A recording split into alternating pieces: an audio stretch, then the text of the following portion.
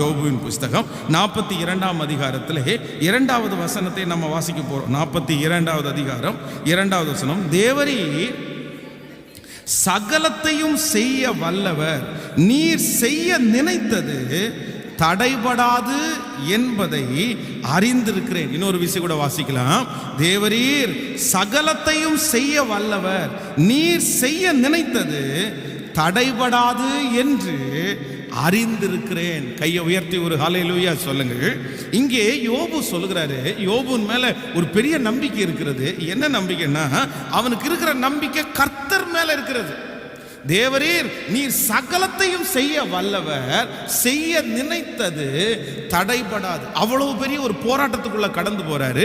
அது என்னை சேதப்படுத்தும் என்று சுற்றி இருக்கிற எல்லாரும் சொல்லுகிறார்கள். தன்னுடைய மனைவி சொல்றாங்க, தன்னுடைய நண்பர்கள் சொல்லுகிறாங்க. ஆனா அது சேதப்படுத்தாது. ஏன் அப்படின்னு